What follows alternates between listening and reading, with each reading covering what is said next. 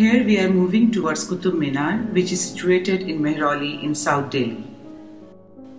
On the way we find well-known Indian cottage industries.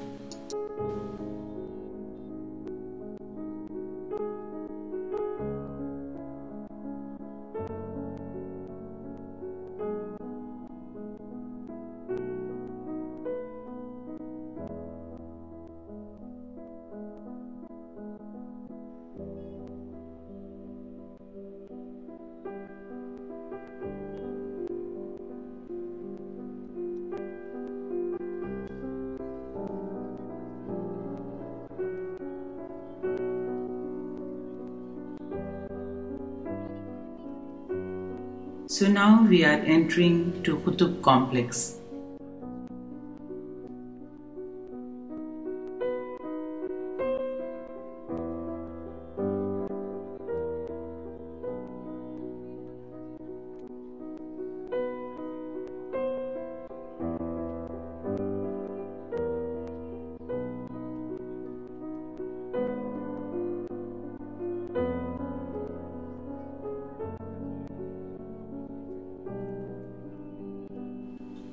This gateway through which the visitor enters the Qutub area is in fact the entrance to Sarai of the late Mughal period, known as Mughal Sarai.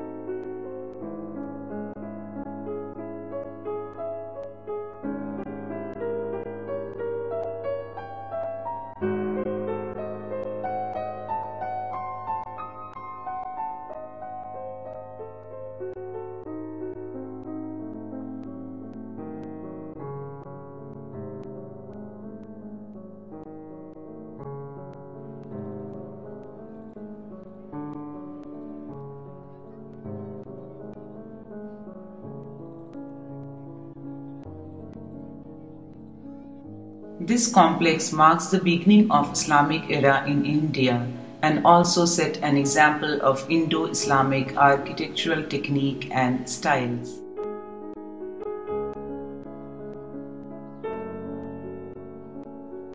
Built as a victory tower to celebrate the victory of Muhammad Ghori over the Rajput king Prithvi Raj Chauhan in 1192 AD by his then viceroy Qutub-ud-din Aibak, later the first Sultan of Mamluk dynasty.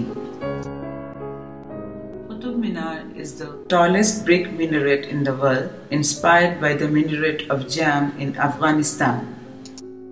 It is an important example of early Afghan architecture which later evolved into Indo-Islamic architecture.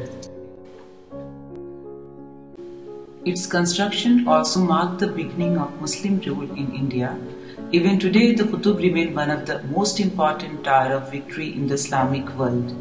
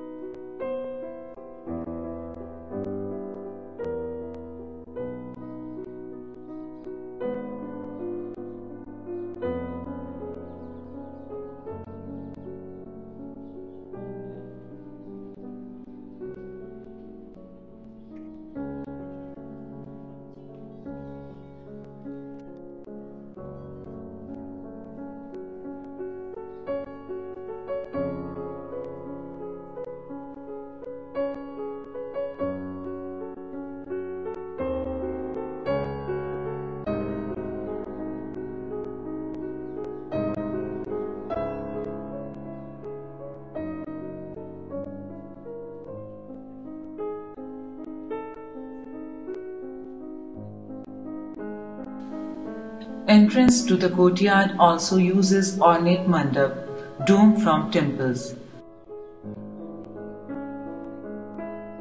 whose pillars are used extensively throughout the edifice and in the sanctuary beyond the tall arched screens.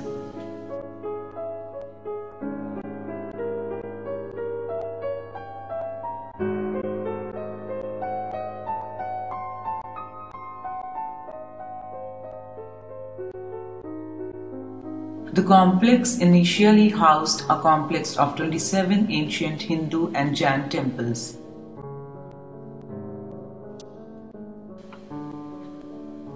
Which were destroyed and their material used in the construction of the Qurwat-ul-Islam Mosque or Dome of Islam.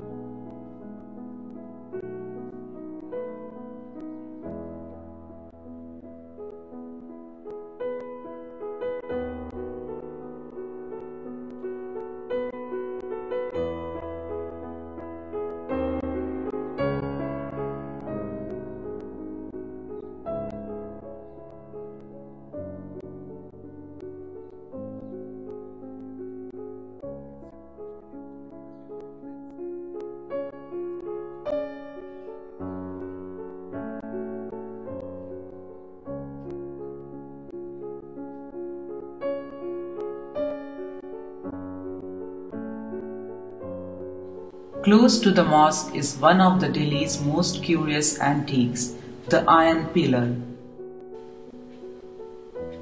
A deep socket on the top of this ornate capital suggests that probably an image of Garuda was fixed into it, as common in such flagpoles.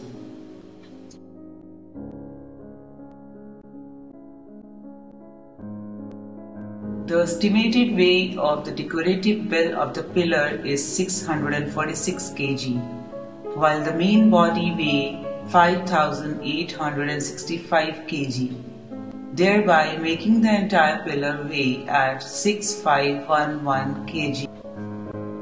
The pillar bears an inscription in Sanskrit in Brahmi script dating 4th century AD, which indicates that the pillar was set up as Vishnu Dhwaj, standard of God, on the hill known as Vishnupada in memory of a mighty king named Chandra, believed to be Chandragupta II. Qutub Minar is the tallest brick minaret in the world. Aibak, however, could only build the first story. For this reason, the lower story is replete with eulogies of Muhammad Ghori. The next 3 floors were added by his son-in-law and successor, Iltutmish, also known as Iltutmish. The minar was first struck by lightning in 1368 AD, which knocked off its top story. After that, it was replaced by the existing 2 floors by Firoz Shah Tughlaq, a later Sultan of Delhi, and faced with white marble and sandstone, enhancing the distinctive variegated look of the minar, as seen in lower 3 stories. Thus, the structure displayed a marked variation in architectural style from Aibak to that of Tughlaq dynasty.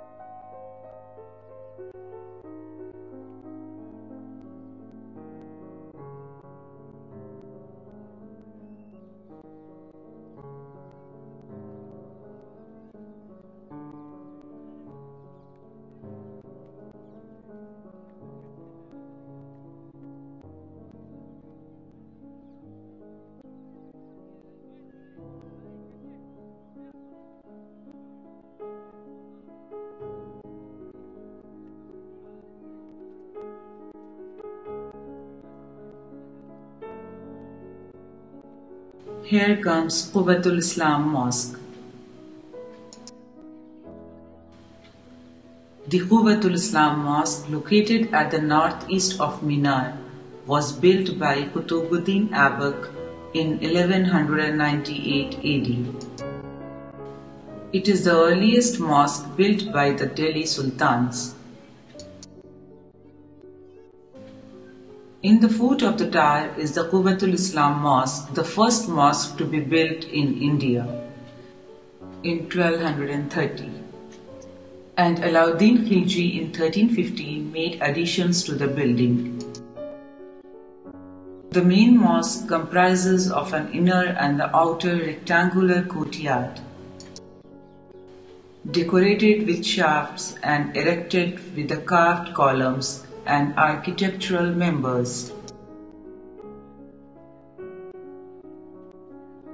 Alauddin Khalji later gave the entrance to this mosque by constructing Alai Darwaza in the southern side of the mosque complex. We will let you know the details further in this documentary about Alai Darwaza.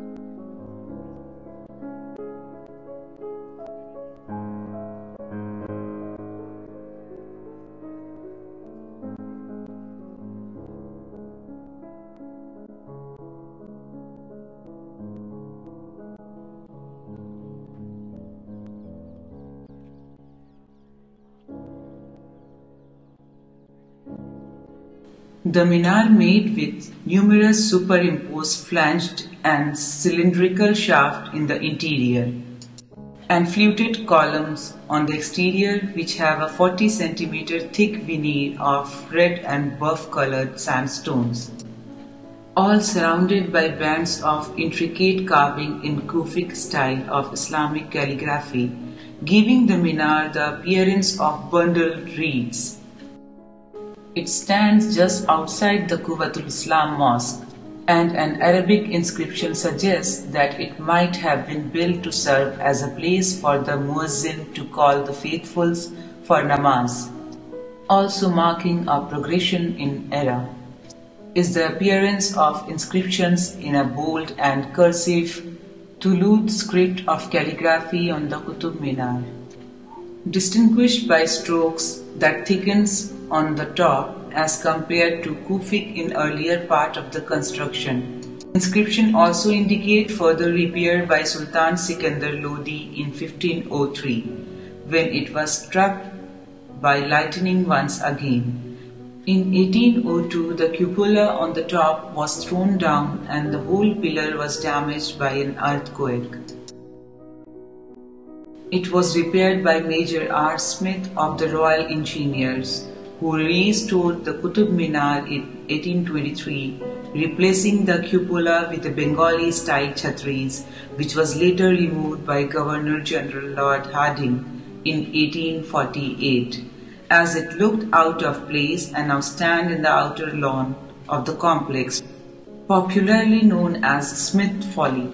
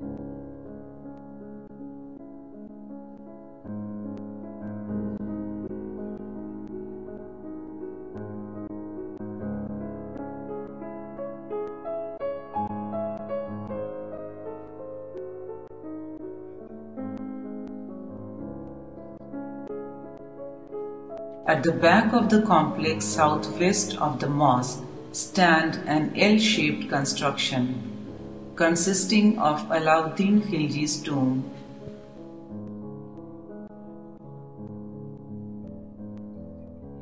dating 1316 AD, and a madrasa and Islamic seminary built by him. The central room of the building, which has his tomb, has now lost its dome.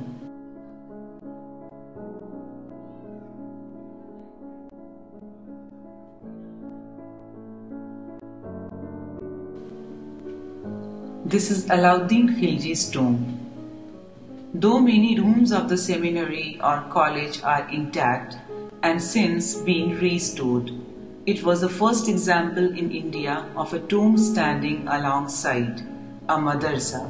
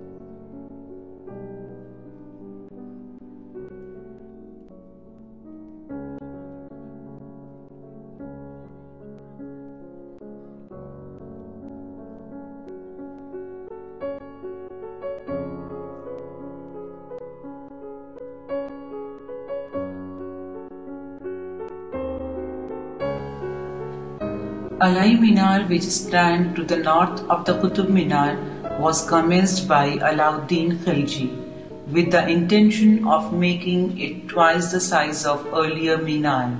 He could complete only the first story, which now has an extant height of 25 meters.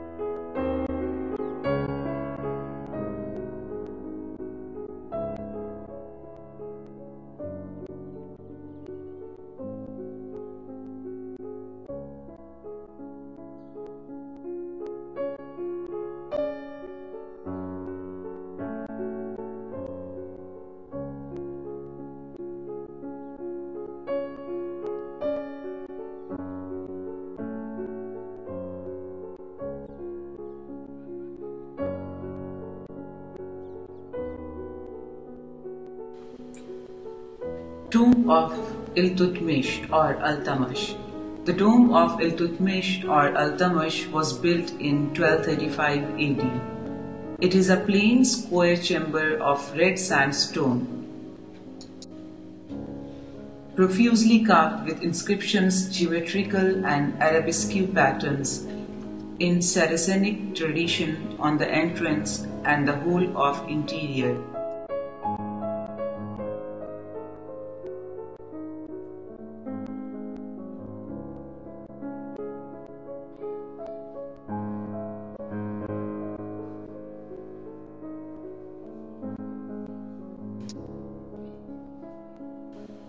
The central chamber has squinches suggesting the existence of dome, which has since collapsed.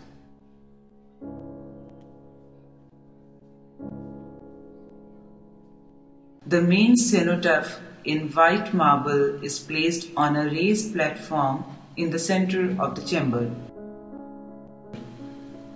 The facade is known for its ornate carving, both at the entrance and the interior walls.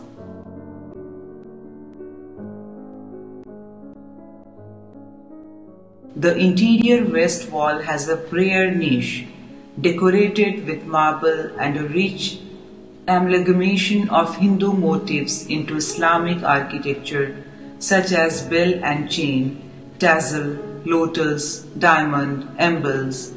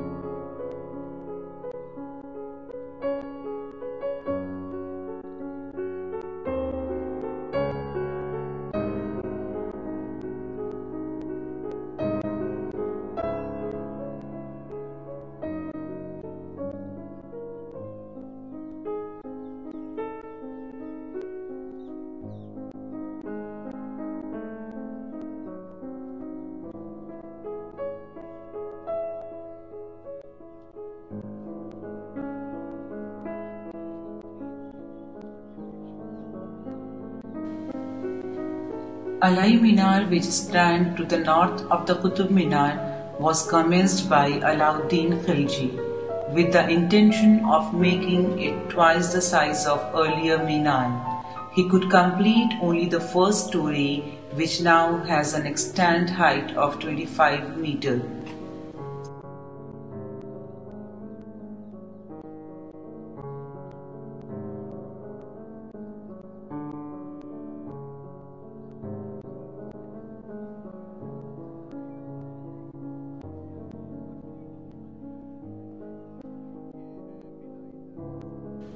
So now we are once again at Alai Darwaza. The Alai Darwaza is the main gateway from southern side of the Qurwat-ul-Islam Mosque. It was built by the second Khalji Sultan of Delhi, Alauddin Khalji, in 1311 AD.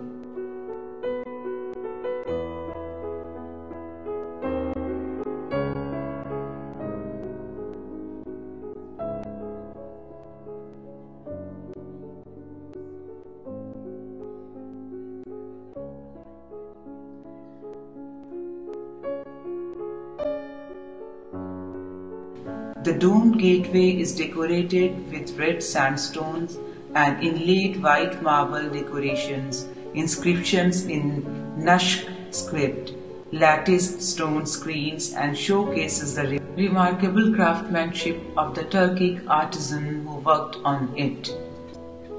This is the first building in India to employ Islamic architecture principles. in its construction and ornamentation.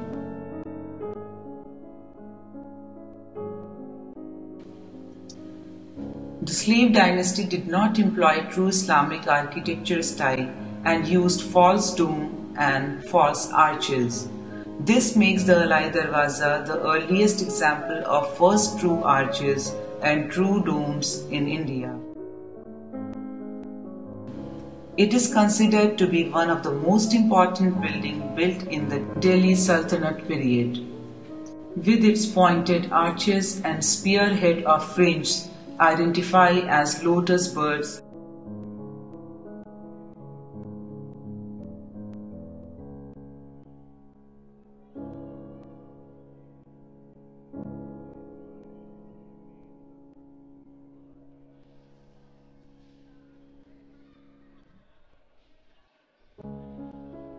It adds grace to the Qurwat-ul-Islam Mosque, to which it served as an entrance. Spearhead of fringes. Spearhead of fringe.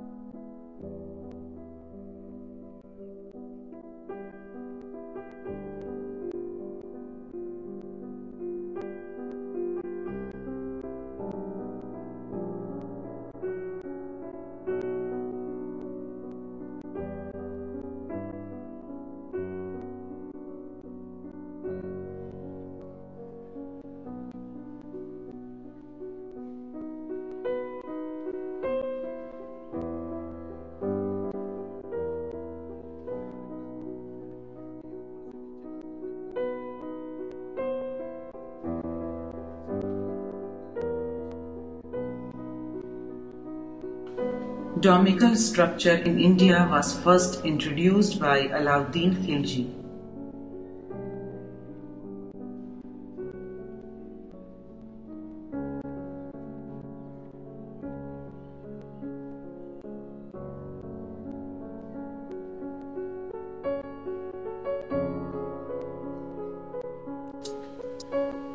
His engineers adopted Persian technique in which an square chamber was converted into an octagon at the roof level by providing squinches, that is conical arches at the corner of the walls, thus getting a shape of octagon which served a perfect base for getting a perfect circle above the chambers.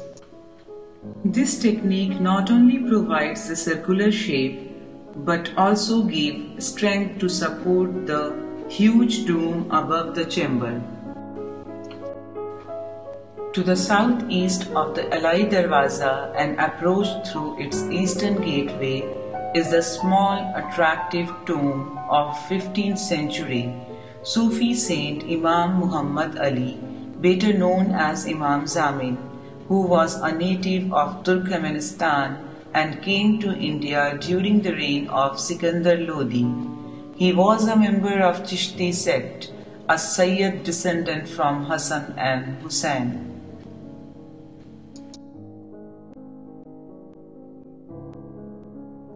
It is a much later structure dating from the time of Mughal Emperor Humayun.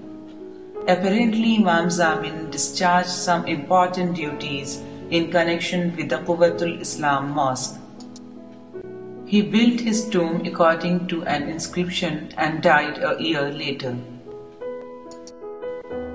The tomb, 7.3 meters square, is a simple structure in the Lodi style.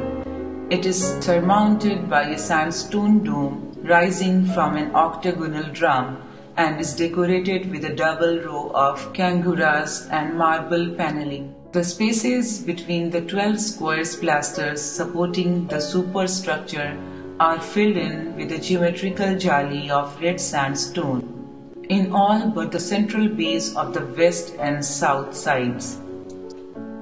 These contain a mihrab and an entrance doorway, both wrought in marble.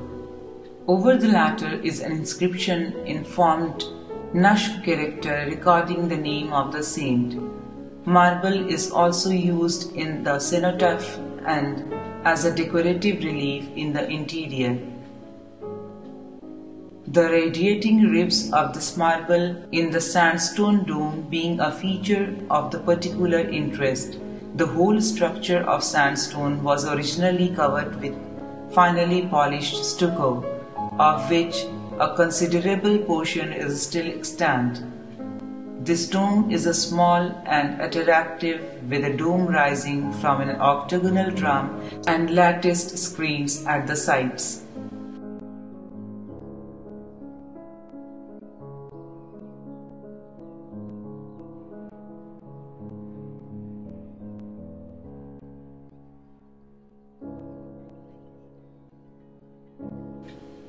The sundial is a small specimen made of marble and fitted with a sleek blade to form a shadow that rotates with time.